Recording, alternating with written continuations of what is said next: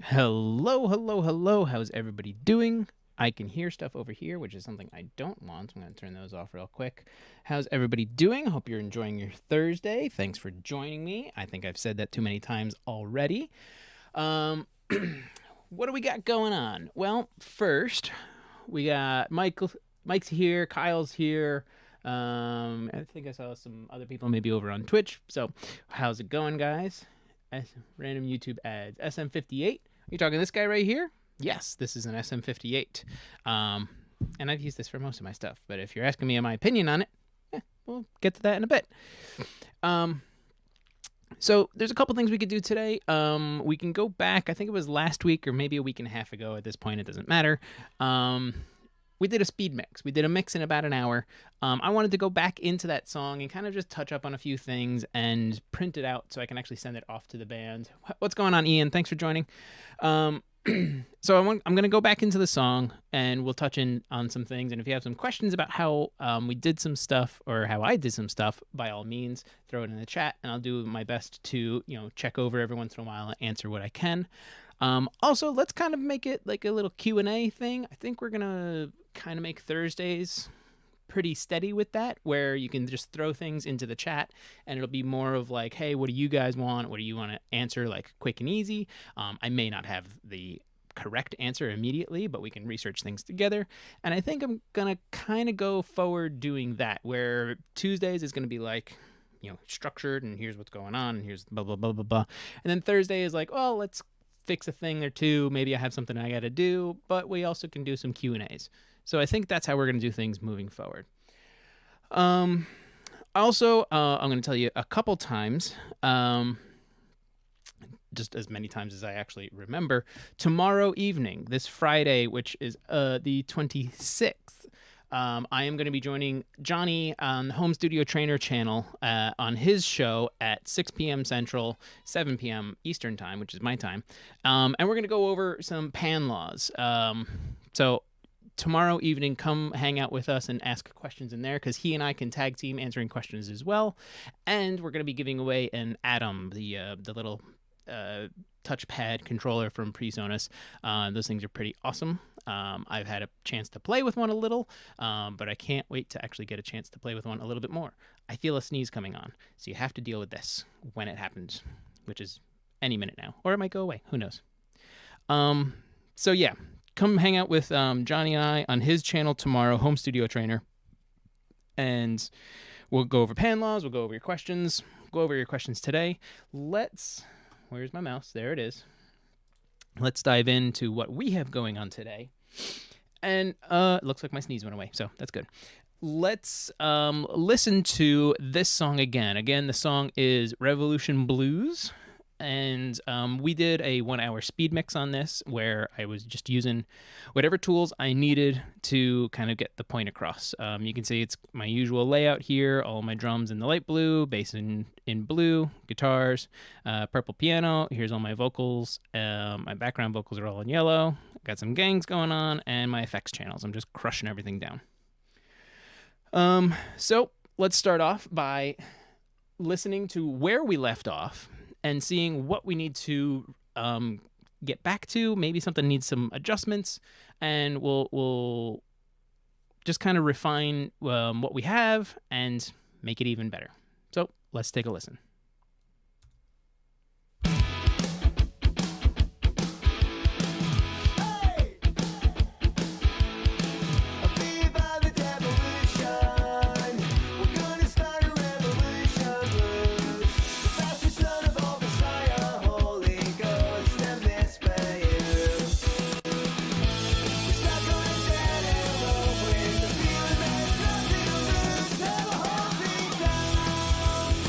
You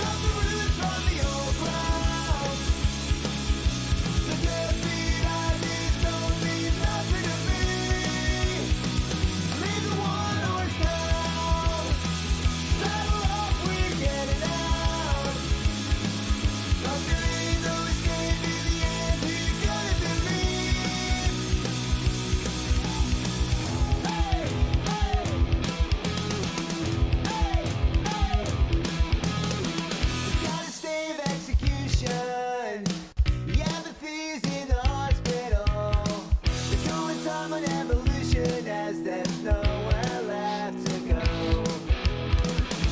We're climbing the walls tonight, 'cause there's nothing left to do. Tear the whole thing down. Kick up the roots from the old ground. The deadbeat ideas don't mean nothing to me. Leave the one horse town. Saddle up, we're getting out. Not to leave, though this can't be the end. We're gonna believe. Lost in the heart, aching tonight on the bottom. Kinda hope to be a little smarter with it. Living over again. Never take the feeling away.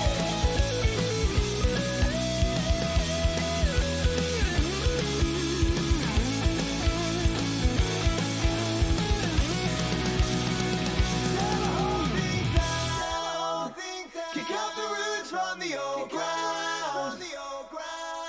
The deadbeat ideas don't mean nothing to me. Time to find our own way. So that's the life I thought yesterday. Let them say what they want. In the end, they're gonna believe. The cops in the heart of shit. They're gonna believe. They're gonna believe. They're gonna believe. They're gonna believe.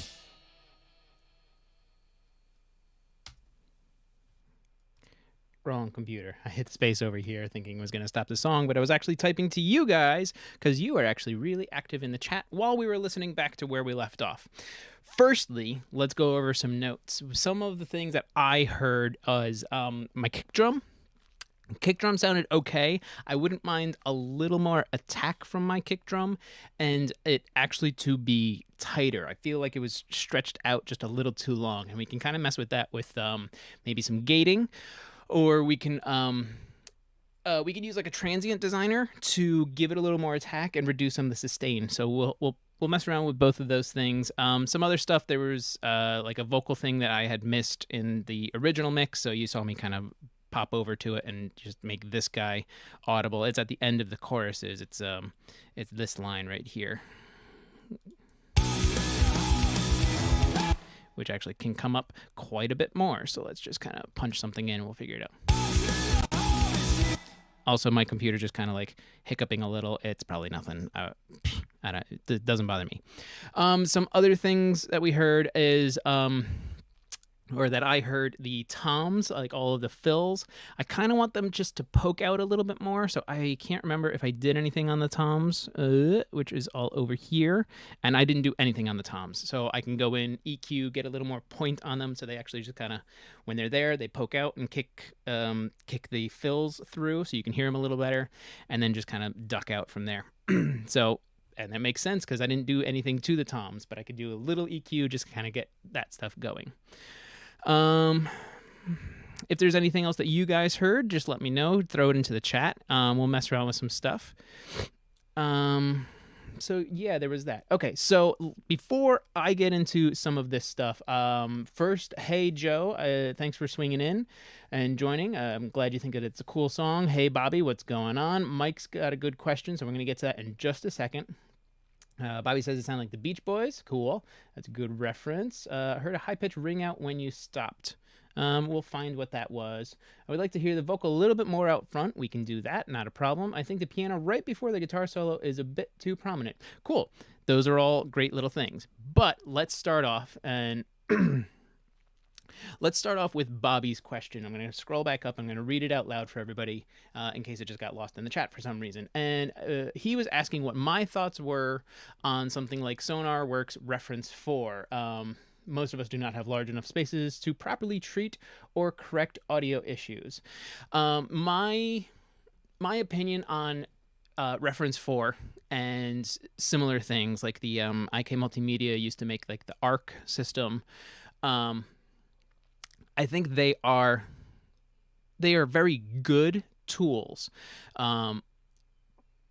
They can certainly help, but they're, in my opinion, one of the very last things you should be doing when you're trying to kind of fix your room. The room is so important to your mix environment. And if you can't use speakers in a room like this where you've put some stuff on the walls and things like that, your headphones as well. It's like how you listen. And Reference has a headphones version and they have like a studio version as well.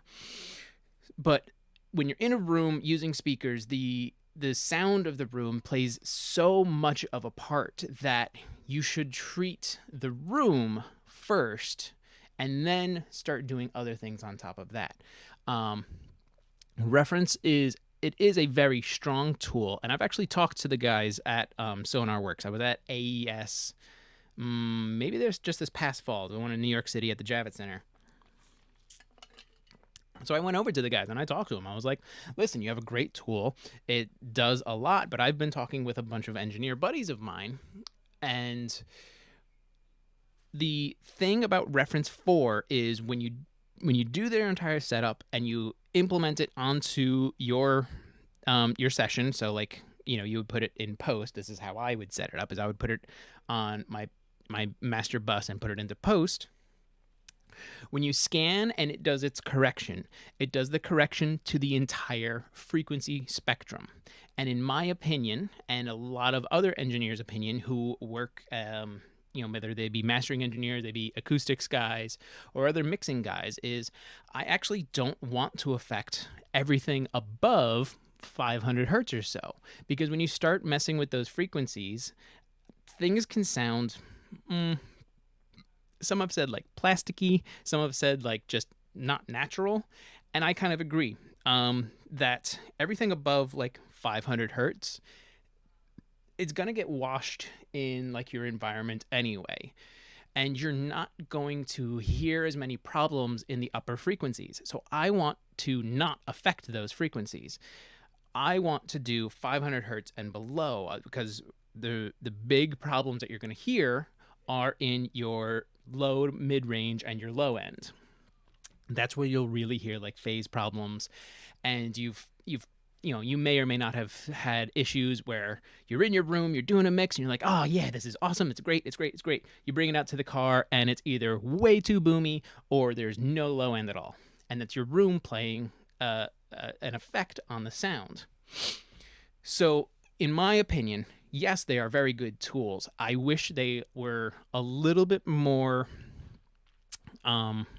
customizable, is probably the best word I could use, so that I can say, you know what, don't address anything above 500 hertz. I just want you to handle the low end, which is where a lot of people have more of their problems anyway. Because you never like go out to a car and you go, you know, well, sometimes you do, but like it's far more frequent that you go out to your car and you're like, man, there's no low end. Where's all my low end? Or, geez, it's way too boomy. It's not as often that you go out and you're like, oh my goodness, this is shrill and it's killing my ears just listening in the car. The low end sounds great, but the top end is like killing me. So you're better off affecting the lower end of your frequency spectrum. And things like Sonar, they don't let you choose. They just affect everything. So that's why I prefer doing things like, one, if you're able to, treat your room with panels like this that are full of, this is actually full of Rockwell Safe and Sound, Roxel, however, you know, that's the brand, is Roxel, and it's the Safe and Sound. And this one over here is, it's just 3 inches deep, and it's a first reflection one. But you guys, let's see, you can't see them. The one above my head, I have a cloud that I built not too long ago, and I can actually just share a photo later. The cloud above my head is 10 inches thick. Now, I have the luxury of being able to put things up in my wall and treat them, but my corner traps are all 6 inches deep. If I could, I would put 6 inches on either of these sides, but I kind of don't have the real estate to do that. So first is I'm trying to even out my room, because I know room modes. In my room, I have like it's 137 hertz takes off in my room.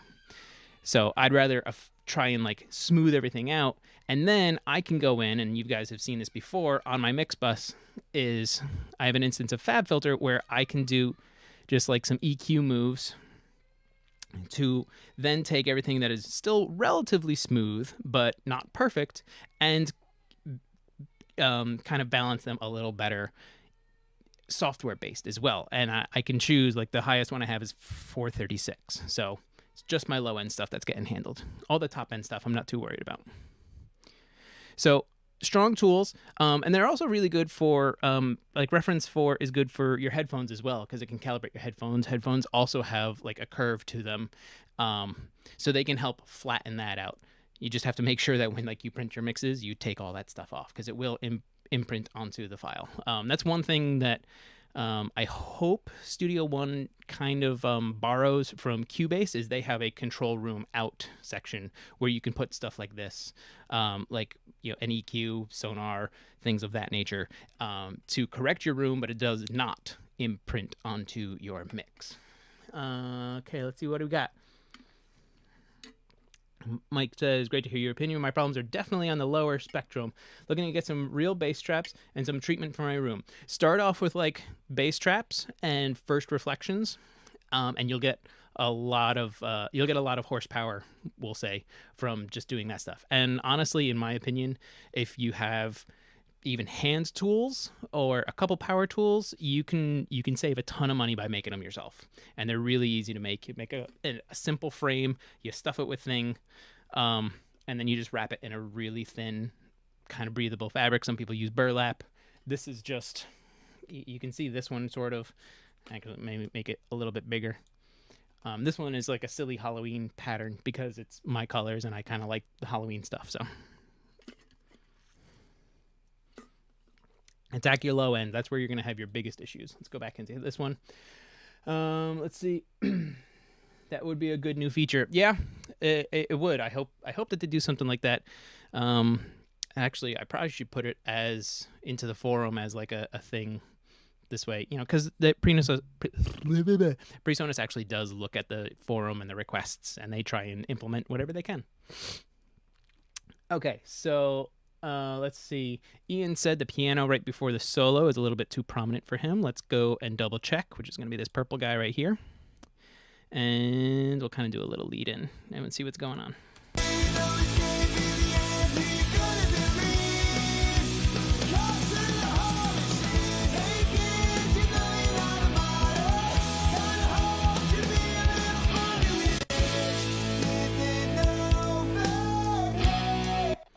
I'm not sure if it's volume that I want to adjust, or if I actually just want to kind of like force it out to the sides a little bit more. Let's mess with it. I'm kind of doing volume right now, but that might not be what we want to do.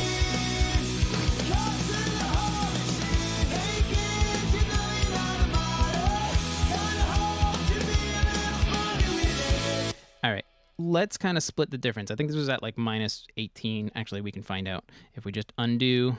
It was at like minus 18. So let's split the difference. Arbitrary numbers, doesn't matter. Minus 23. If you guys don't know this one, this is kind of cool. This is from JST. It's the side widener. And this actually just takes, I'll solo out the piano real quick. It'll take your stereo files or your stereo bus, and it kind of does like that Haas effect thing where it makes it sound wider. Cool thing about this one is it's very mono compatible. If you crush your mix down to mono, this doesn't make you lose the entire sound. So, and I'll show you. We can just kind of dumb it down to mono, and I think it does it for you guys too. Oh, it doesn't. So I'll have to click this one so that you guys can hear it as well. But let's try using this and push things out to the side to see if it sits a little better. I want to show you how like what it does first. Let's actually locate to the piano. This way we're not just sitting in silence, because that would be uncomfortable.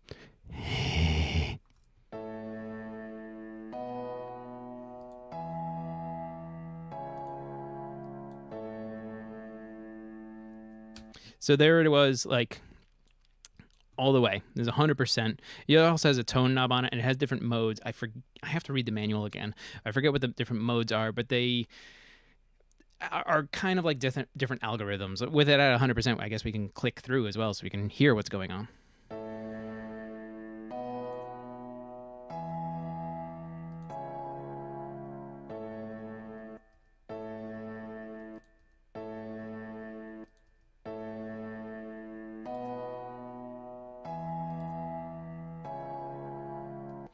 I kind of like mode 3 on this one. It still leaves a little bit of like mid presence going on, and it takes those sides and pushes them out a little bit more.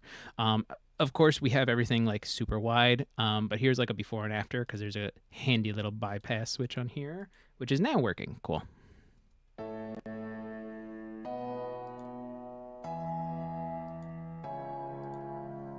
So I hope you guys are listening on some speakers, or at least a stereo speaker set. Maybe you're in your room and you're listening through your monitors and you can hear it, but this definitely, it kind of takes things out of the exact sides, and I'm going to describe it the way like I see it is it gives a little point in the middle, cuts out where the speakers are, but then pushes the sounds a little bit more outside of the speakers. I hope that makes sense, and I hope you can hear it. I'm just going to mess with the width, and and we'll mess with the tone. I'm going to mess with the width and the tone while we're actually listening in the mix.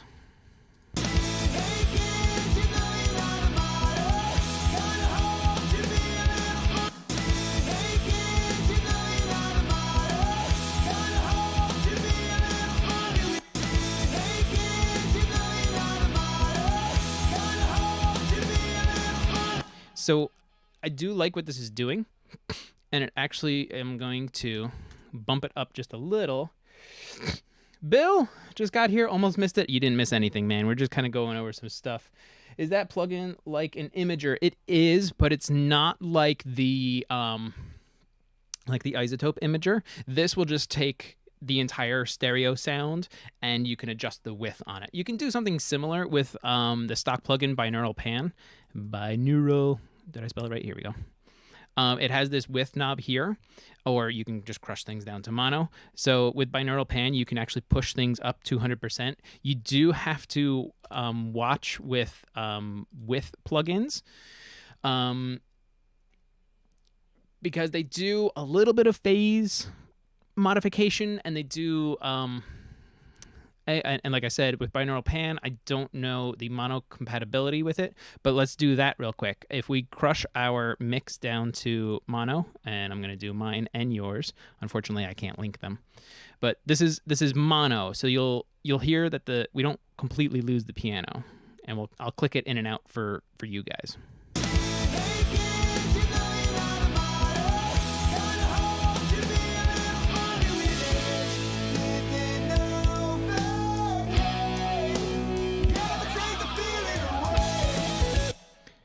So it was interesting. I was changing it in and out of mono for you guys, which you couldn't see, which is because it's behind my head in the video.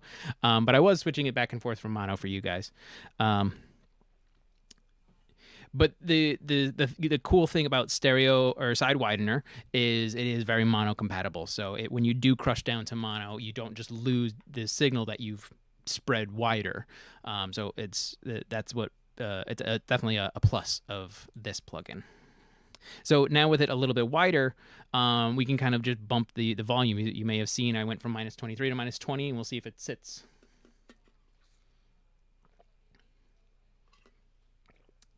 Fortunately, I'm on my phone. I'll have to go back and watch it later. That's cool, Mark. Don't even worry about it. Ian says, the part that sounded especially too loud to me was a piano roll-up right before the solo. Okay, I mean, that's easily fixed with some volume automation. What other plugins do you have on the piano? The other plugin I have on the piano is also from JST. This is the Joel Wanasek Bus Glue Keys. This thing's kind of cool. It's half compressor, half limiter. There's a little EQ that happens with this, and it's also kind of a saturator. That's what this push section down here is it kind of does like it's a combination saturation and like harmonics with a little compression and a little limiting going on. So that's what this guy's doing.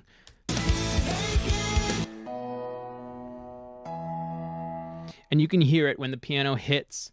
It lets a little bit of the transient in, but the compressor squeezes down on it, and you can hear the release happening as well. I'll do a little before and after, but definitely listen. You'll hear the attack of the piano. Everything will kind of squeeze a little, and then it'll blossom up. And thankfully, this is actually a really good demonstration because it's just hammered piano chords.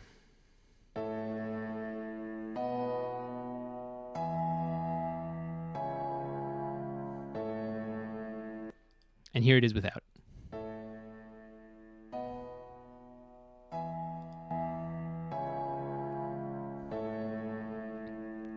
This may or may not have been a synth piano. I don't know. I don't care. This was how it was printed to me. Something that's nice about this is it brought out more of the natural reverb that was printed in with it. So I don't need to necessarily add more reverb to this piano. I certainly could, but I don't have to, because with this, it's bringing some of that natural that's printed into it out.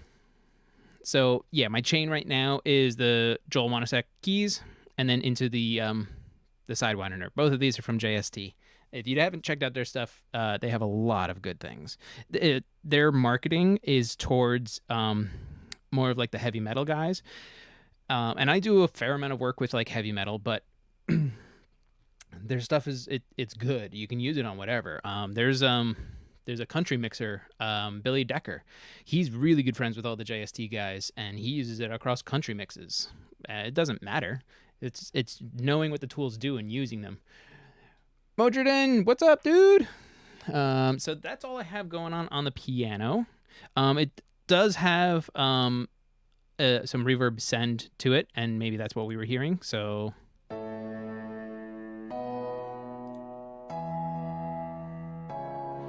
it's adding a little bit more length to this.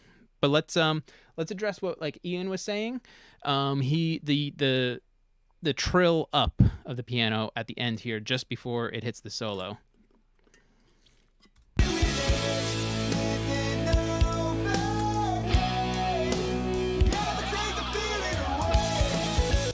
That's easy enough to handle. We're looking at our automation. We can just kind of grab this guy. I'm going to put a couple points in, and let's just bring them down. Let's try 2 dB. And that should be pretty subtle. Why did that not update? That's weird. I know you guys are seeing everything. It looks like Twitch didn't update. I'm just noticing now. Oh, no, it's good. Maybe it was just my browser. Whatever. All right, so we did a little automation. Let's see.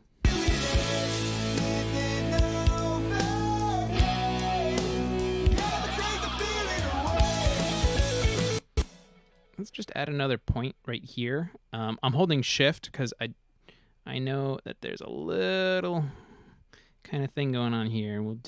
Let's eyeball it like that. So it's gonna, as it's trilling up and kind of like poking out a little bit more, we'll just kind of duck it down, and then as it tails out, we can bring it back in.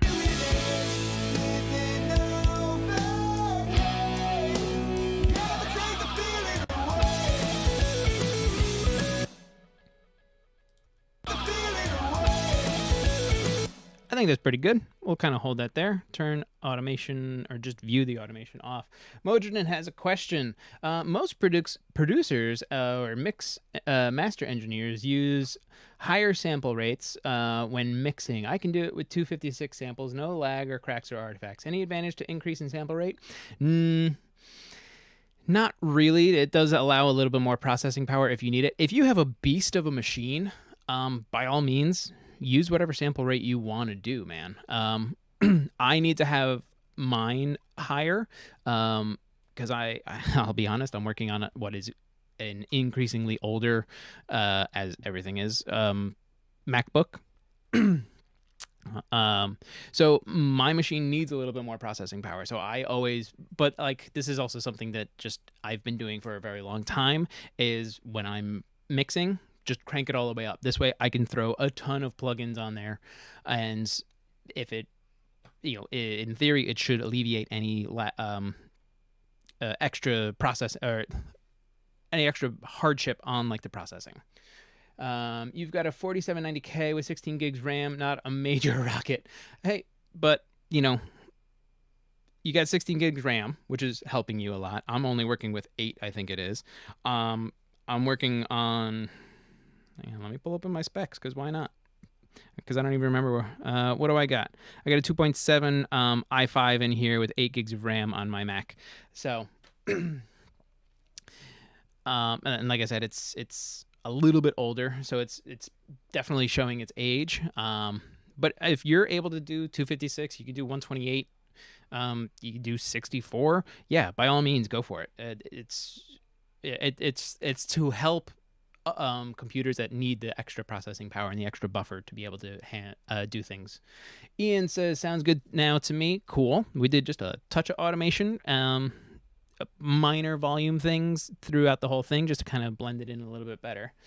Never had a project with over 30 stems tracks. Maybe that's why. Yeah, well, if you work, not to say that you haven't worked or you won't have the opportunity to work, but really big sessions can be very taxing. Yeah. Let's see. So what are some of the other things? Well, I wanted to address the kick drum. Let's do some transient shaping. I wanted to address the kick drum. So let's just go back a little bit and go, you know what, let's... I just hear my son going crazy in the other room, but it's not a big deal. All right. SPL Transient Designer. I really like this Transient Designer. I've used the hardware of these ones, and thankfully Plugin Alliance has this guy, which does the same thing. So it's essentially a compressor, but the way that it works is these two knobs, the attack knob here and the sustain knob here, is exactly what you think. If you want more attack, crank it up. If you want less attack, bring it down. Let me put this back to 0. Same thing with the sustain. So I'm going to do this in the mix. And like I said before, with the kick drum, I wanted to shorten the length of it. So I'm going to bring the sustain down, and I'm going to just push a little bit more attack and see if this is what I want to see and hear from the kick drum in the mix.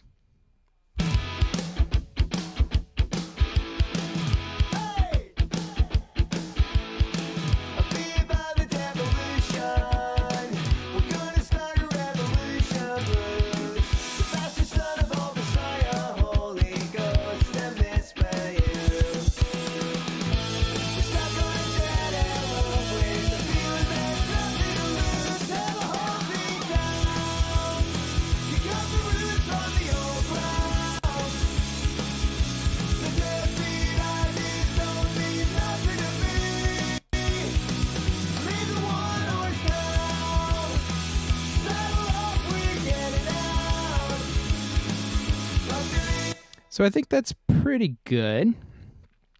Something else that I want to do is I'm going to rep them, because here it is.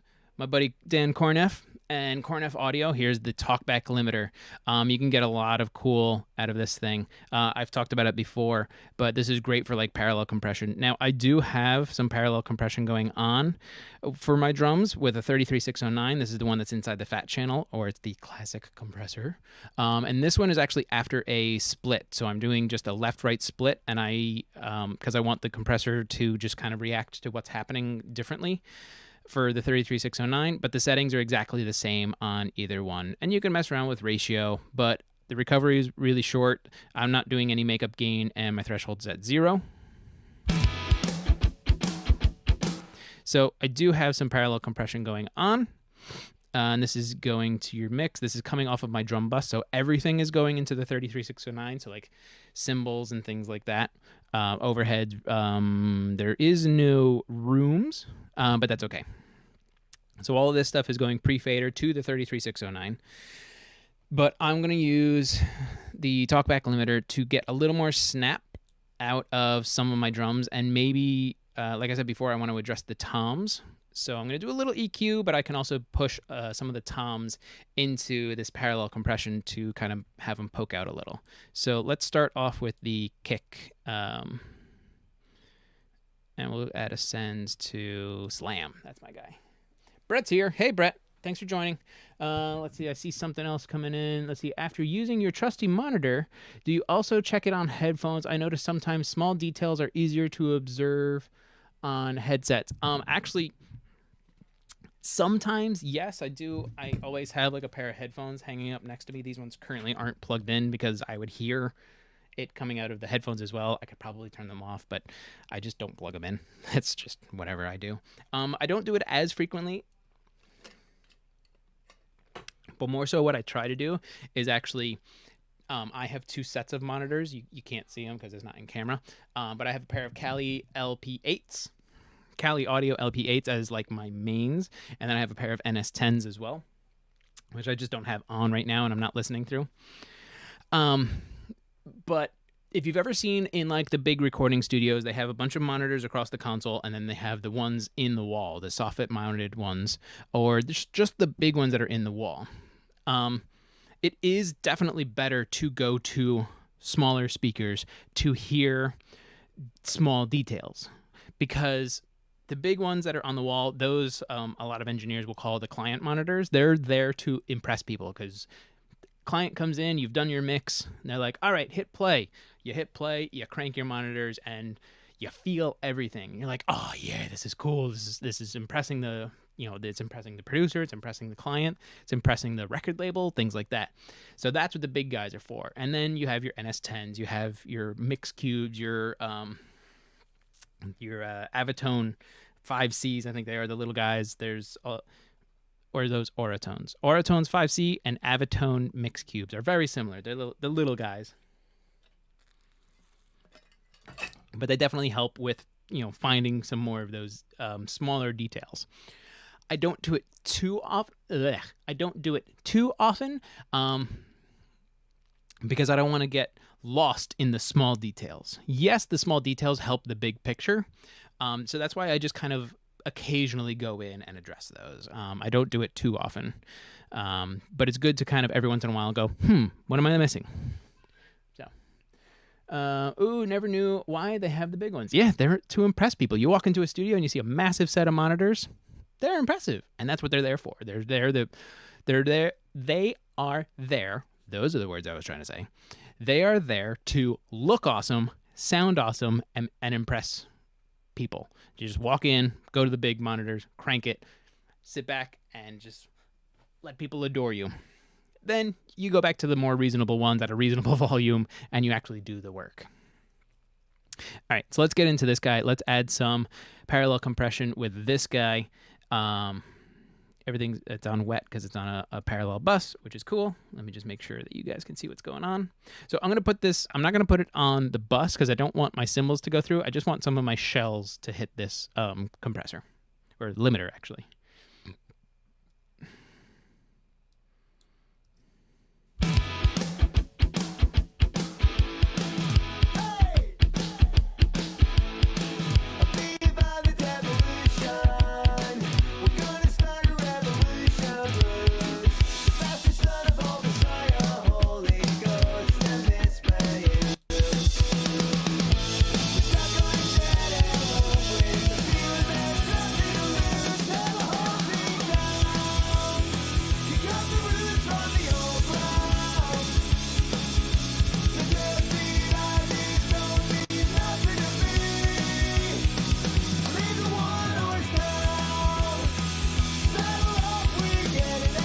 So I think that it adds more of the presence that I wanted from my kick drum because it makes it a little pokier.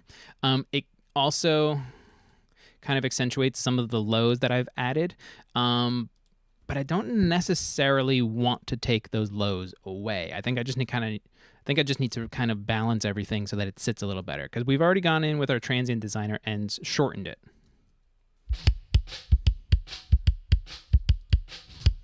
And also what we can do is, because I'm using the SSL channel, as I can use the gate on here, because you do hear some of the bleed. And maybe I just want it to be an expander instead of a gate right now. So let's turn up the gate and actually reduce some volume. Fast attack. Fast release for a kick. Kyle's coming in. Let's see, I have a separate bus for just the shells. Can send that over for parallel comp and then slam it. Exactly. And that's what we're doing here. The talkback, this thing just crushes.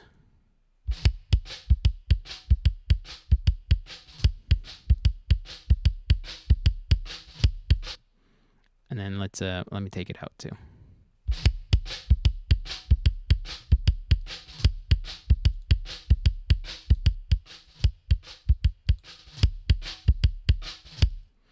So, definitely slams. And I'm not even really hitting that thing all that hard. You can crush the talkback limiter, and it just takes it. It adds a nice saturation to it, too. Let me refine the expander a little.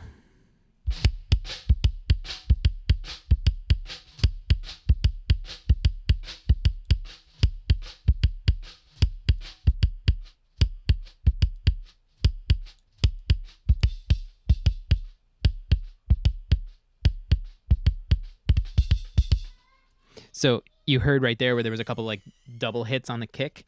It almost choked it too much. That's why you have to adjust things like the release time, the actual range, things like that, so that it doesn't like choke those double and quick notes. Like he's got some stuff going on. Actually, let's scroll up over here by the post chorus.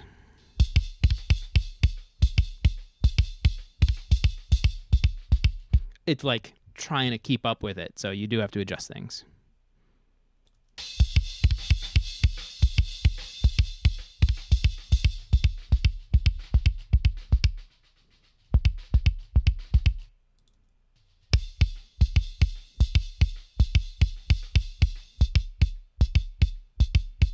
Like it's not even releasing all the way to get full volume, because like this is basically bypass if I put it to 0.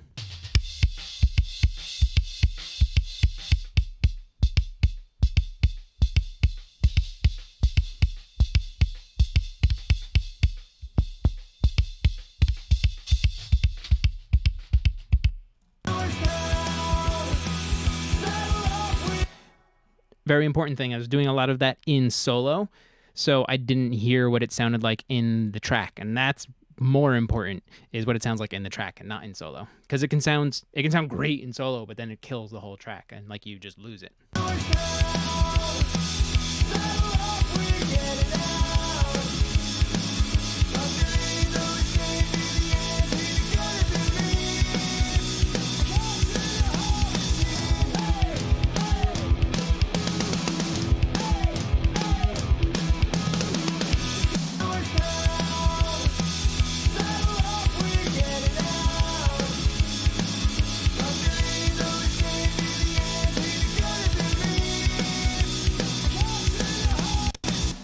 I'm going to try something else. I'm going to try a little 1176 action on here and see if I can get closer to the sound I want to hear.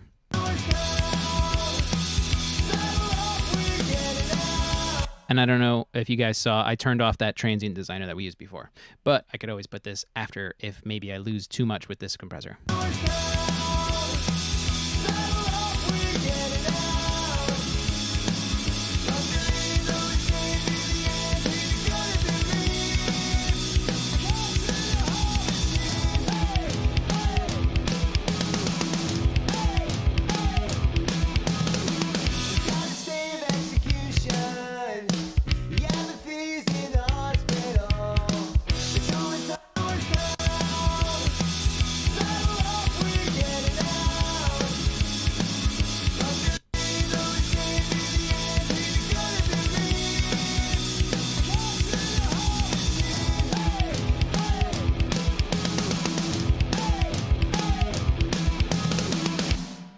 So I'm now hearing it being a little too clicky, and I'm curious if it's the EQ.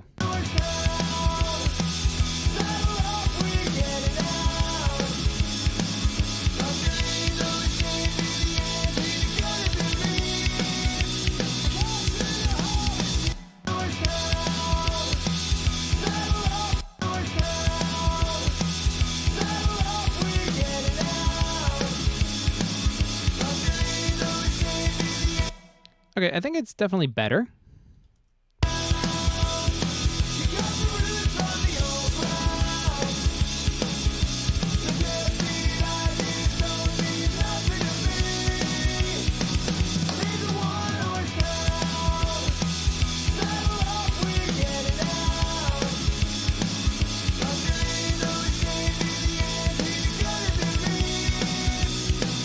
Okay, definitely better. Now I want to address those toms, and maybe we could do some EQ.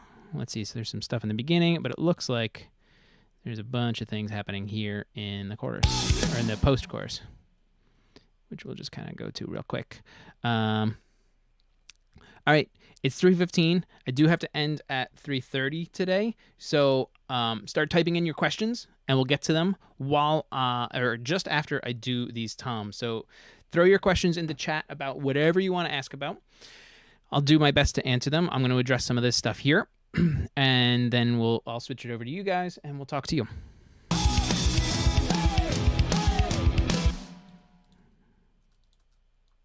Let's try just a volume increase to see if that helps.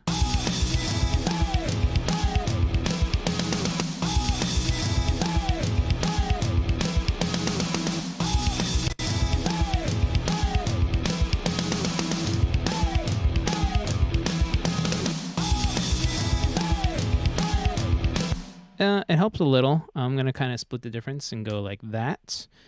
Let's see, where's a low tom? Or it's actually a high tom. And everything's already imprinted onto these stereo files, so I don't need to do any like panning or because they're stereo files, balancing. Well, I'm not going to get into it.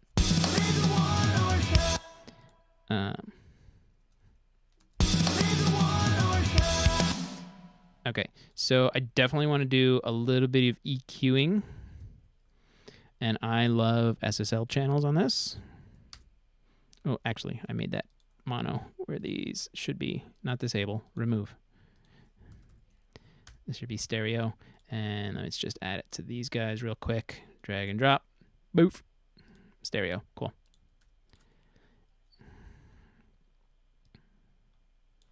Loop.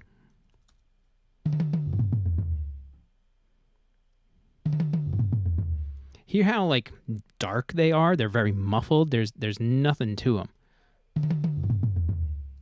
So let's see if we can add some life back in. I'm going to start with the high tom. And immediately I'm just going to bell and shelve it up at like 8 to get some attack to them. It already helps a bit. So let's take these two. And it's probably going to help everybody. It needs some more, in my opinion.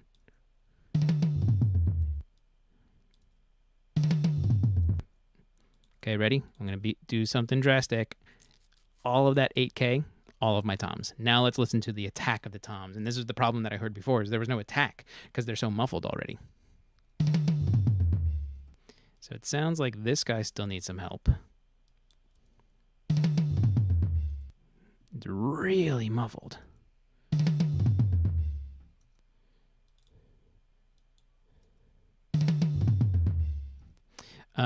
So there are some things that we can do to try and bring some of this out. We already have our EQ cranked.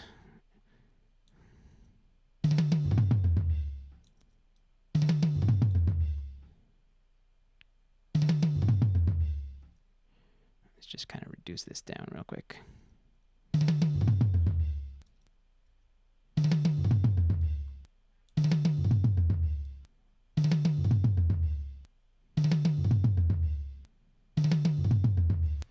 Interesting. So I'm going to kind of like back it off. Let me adjust the low tom and see what's going on here.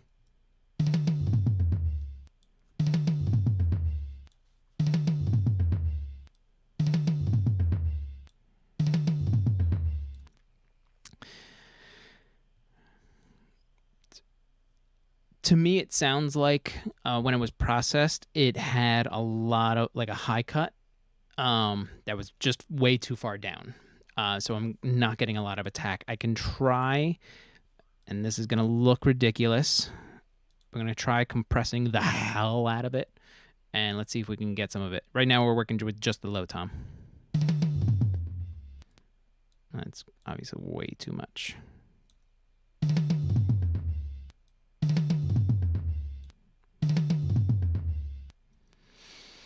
It's discouraging a bit, I'm gonna be honest, because it's so muffled. Now I want to show you what I'm hearing, and I can just hear it, but I'm just gonna show you guys by pulling open FabFilter, and I'll put this first in the line so you can just see what's happening and bypass the SSL, because why not? There, see, there's no, like, everything above 1K,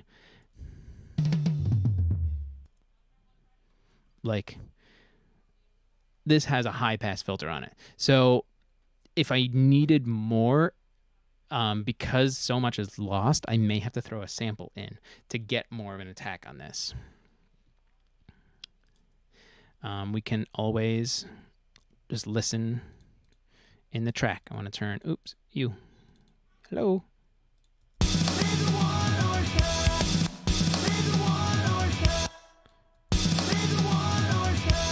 The high tom definitely helps. There was more going on in it. Here's a FabFilter on the high tom. Let's turn it on so you can see. So this is kind of what a tom should look like. It does have information. It's just low right now. It doesn't matter. But you can see there's information up in the 2 to 5K area because that stuff exists in toms. And you shouldn't high pass that hard on some toms. So in this instance, I may have to just kind of replace these. I don't want to fully replace them, but I definitely think I need to augment them with some samples. And I'm going to have to do that another time because it's 3:21 right now. So I'm going to come to you guys and say, hey, see if you have any questions, throw them into the chat. But in an instance like this, like we were just seeing, I would probably have to throw some samples in because it got high passed real hard, way too low in my opinion. Because if you're looking for attack from toms, attack is in that upper area. It's in like that 5 to 8 or like 3 to 8K, which is a huge range, but drums all sound different. So you just have to like play around with it. So I heard it immediately when I turned it up. I was like, there's nothing going on here, and volume is only going to do so much. Finished all of my water. So it's going to keep it being difficult over here in the post chorus.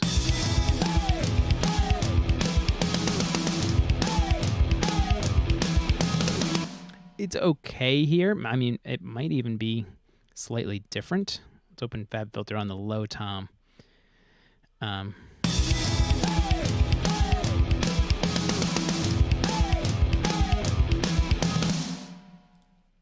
Still, just so much is gone. Ian's got a question. Let's see. What is your opinion on volume matching with compressors? I notice you usually have a higher volume after you use compressors. Do you think it doesn't matter? It definitely does because it's all a part of gain staging.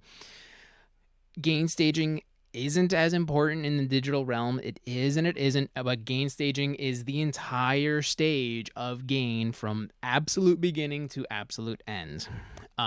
If I want a little bit more out of something after I've compressed it, yeah, I can go to the output and kind of juice it up a little. That's fine. But I think you were talking when, hang on, let me flip it back over one more time. I'm going to go to my kick track.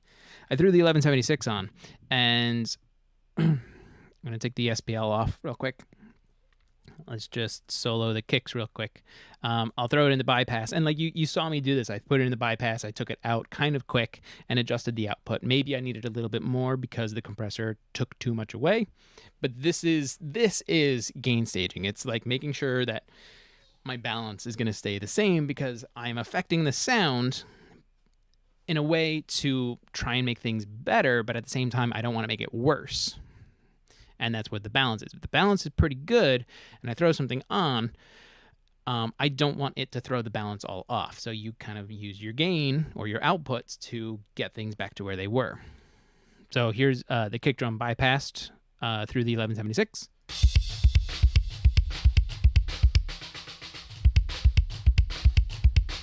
And then with it in.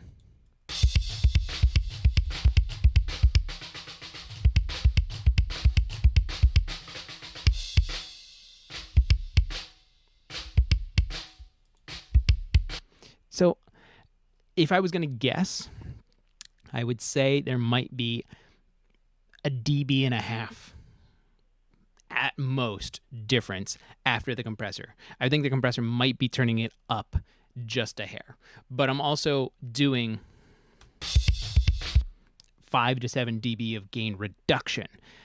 And that's okay. I'm fine with the amount of compression that I'm getting. I just want to make sure that my balance is still there. And because it's compressing the whole signal, the 1 dB that I'm bringing it back up helps keep that relative balance in the entire mix.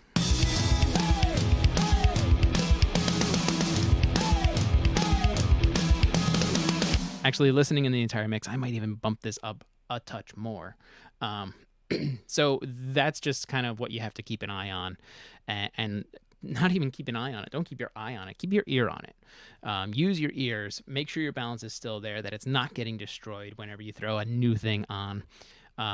If you throw EQ on and you do 15 dB of plus 15 dB at 8K like you're doing with your toms, yeah, there's nothing in here, but that's all part of gain staging too. I'm increasing an area of gain by 15 dB, so I may have to check my balances from there.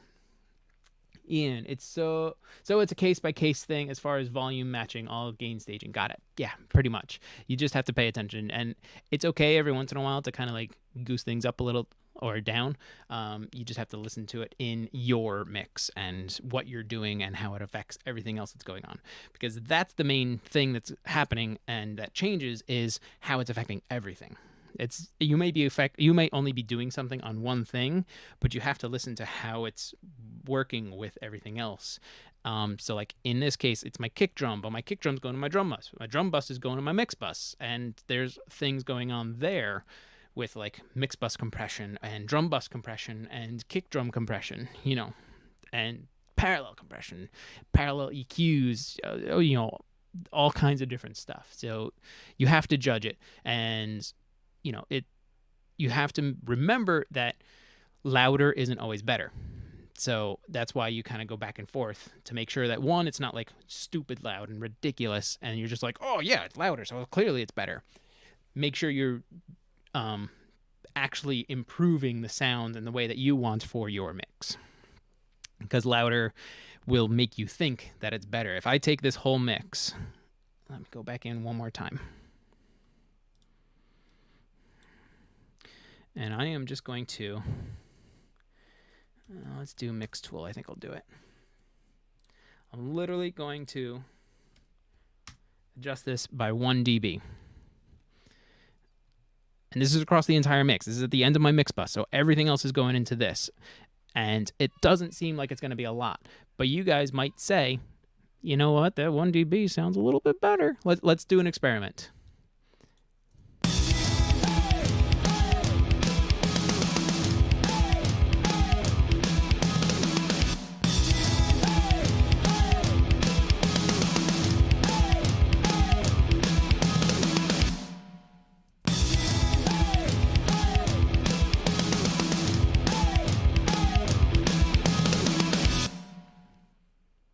Which one sounded better?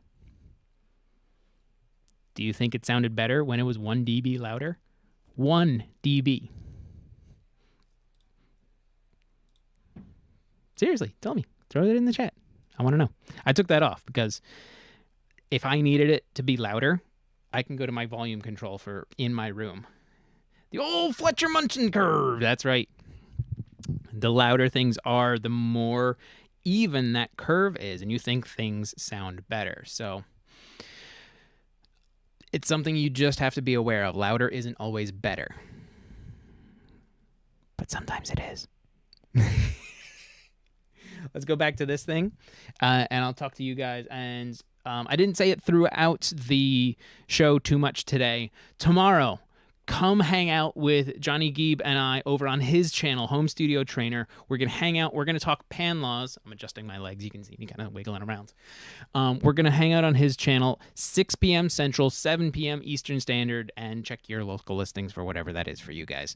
We're going to talk pan laws and where they originated from, what they mean now, and what they mean in the digital, or I guess what they mean now and what they mean in the digital era is kind of the same. And then what to do and how to apply this and what they actually, why pan law? Pan law? Does it have to be a law? Why can't it just be like a guideline? Ian, louder is always better with guitar amps. Well, yeah, this one goes to 11. The quality of the mix sounded better without the 1 dB move to my ears. Very slight difference, though. Exactly. I'm going to go Rico. Rico, thanks for throwing that into the chat. So it's definitely something you have to watch for, is that was a 1 dB difference. And it was after everything else that was in my chain. So this is something that like mastering engineers have to do, is they have to make sure that, yes, they are going to probably make things louder, but they also need to do no harm. They need to make sure that the moves that they are doing is actually just enhancing what's there in the song and not just making it louder. That's something like Lander or any of those things will do it. They'll just make it louder and you go, oh, louder, better, good, yeah, make it happen, go, release. So let's see, louder is always better with guitar amps, not really. Let's see, Rico, make everything louder than everything else. That's the constant struggle, is make me loud. And this is something that you guys can use if you work with outside clients, is when I get a mix and I do my thing, if the client isn't there with me, which is most of the time, but if the client isn't there with me, I say, hey guys, here's the mix. If you can, start by telling me what you think of everybody else's part first. So if you're the guitar player, tell me what you think of how the bass sounds, how the drum sound, how the vocal sounds, and then tell me what you think of the guitar. It makes the client and the band and everybody else kind of listen to everything, because if you don't say something like that, or you work with somebody that just doesn't listen to you, that's fine. Yeah, it happens. Everybody's going to go, man, everything sounds good, or bad, whatever. Everything sounds good. Can you make me louder? Because they want to highlight themselves, and that's understandable. But in the end game, you want to make it so that the listener hears the important part of the song at that time. If it's this cool drum thing, I'm not going to hit play because we're not looking into there anymore. If it's a cool drum thing, you as the mixer can kind of push it up a little bit more and be like, you should pay attention to this now. Now we're back into the verse. Let me pull everything back out and put the vocals there. So you can guide the listener, and if when you're working with your clients, you can suggest to them, be like, hey guys, tell me what you think of everything. And just be aware of like, oh, I'm going to call him out, Kyle. He's the guitar player in this band. He's going to say like, yeah, I want that solo a little bit louder, or, things like that. If everybody says that, then okay, yeah, the solo needs to bump up a little bit more. But if it's just the guitar player who's saying, oh, make the guitars louder, then you can kind of, check things that way and see what everybody else thinks that's in the band as well. Let's see. I saw some stuff. Preamp tube distortion versus power tube distortion. Much different. Yes. Generally speaking, preamp tube distortion is going to it's going to be more natural. And it's kind of like how you get like those high gain guitars and everything, is you push the preamps a little bit harder. When you start pushing the power amps, or the power amp tubes, one, you have the chance of like blowing stuff up, and two, it's like if you do the preamp tube distortion, that goes through the entire chain, and you can kind of adjust things from there. But if it's the power amp tubes, that's it. That's what you get. And if you get a spike of something, you might blow a speaker out. So you got to be careful with where your distortions come from. Let's see. Ian, serve the song, not the band member. Exactly.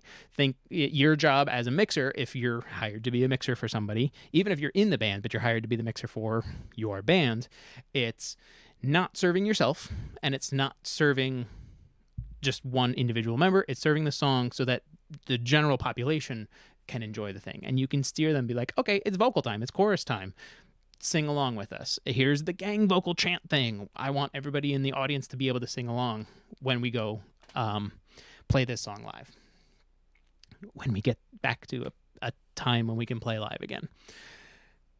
Okay, that's where we're going to call it today. I appreciate everybody hanging out with me for a while, and throwing feedback into the chat and throwing questions in. I hope we got to everything that you had on your mind. If not, just throw some more stuff in.